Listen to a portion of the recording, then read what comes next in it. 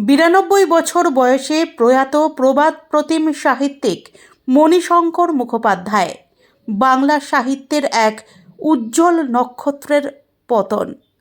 চৌরঙ্গীর স্রষ্টা প্রখ্যাত সাহিত্যিক মণিশঙ্কর মুখোপাধ্যায় পাঠক মহলে যিনি শঙ্কর নামেই অধিক পরিচিত আর নেই। শুক্রবার দুপুর 1:12 নাগাদ দক্ষিণ কলকাতার এক বেসরকারি হাসপাতালে শেষ নিঃশ্বাস ত্যাগ করেন তিনি। মৃত্যুকালে তার বয়স হয়েছিল 92 বছর। হাসপাতাল সূত্রে জানা গিয়েছে, বার্ধক্যজনিত একাধিক সমস্যায় দীর্ঘদিন ধরেই ভুগছিলেন তিনি। চিকিৎসকদের আপ্রাণ চেষ্টা সত্ত্বেও শেষ রক্ষা হয়নি। তার প্রয়াণের খবরে শোকের ছায়া নেমে এসেছে সাহিত্যপ্রেমী বাঙালির মনে।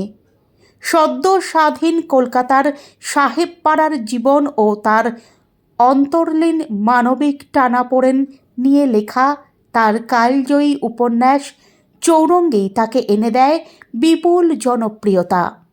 হোটেল জীবনের অন্তরালের কাহিনী, সাফল্য ব্যর্থতার গল্প, উচ্চাকাঙ্ক্ষা ও ভাঙনের বাস্তব চিত্র সব মিলিয়ে উপন্যাসটি বাংলা সাহিত্যে এক অনন্য সংযোজন। 1933 সালে বনগাঁয়ে জন্মগ্রহণ করেন শঙ্কর। শৈশবের কিছুটা সময় সেইখানেই কাটে। পরে পরিবার নিয়ে চলে আসেন হাওড়ায়। দ্বিতীয় বিশ্বযুদ্ধের সময় জাপানি আক্রমণের আতঙ্কে পরিবার ফের বনগাঁয় ফিরে গেলেও কিশোর শঙ্কর থেকে যান বাবার সঙ্গে। স্বাধীনতার বছরেই পিতৃবিয়োগ তার জীবনে নামিয়ে আনে প্রথম বড় আঘাত। আর্থিক অনটনে জর্জরিত কিশোর বয়সেই জীবিকার তাগিদে কখনো কেরানির কাজ, কখনো গৃহপরিচারক, এমনকি হকারের কাজও করতে হয়েছে তাকে। কঠোর সংগ্রামী গড়ে তোলে তার জীবন দর্শন। রিপন কলেজে পড়ার পাশাপাশি কলকাতা হাইকোর্টের শেষ ব্রিটিশ ব্যারিস্টার ফ্রেডরিক বারওয়েলের সহকারী হিসেবে কাজ নেন তিনি। সেই অভিজ্ঞতার আলোকে রচিত হয় তার প্রথম উপন্যাস কত অজানারে, যা 1955 সালে প্রকাশিত হয়।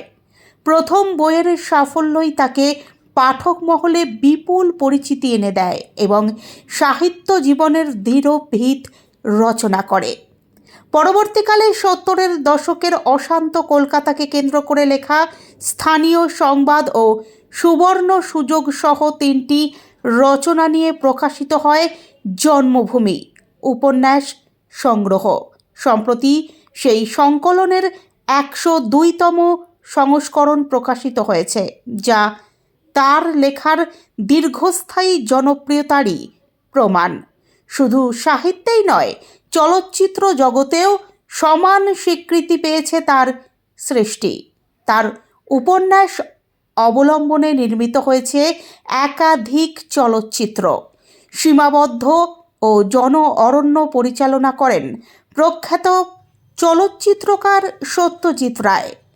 আর কত অজানারে নিয়ে ছবি করার পরিকল্পনা করেছিলেন কিংবদন্তি পরিচালক ঋত্বিক ঘটক।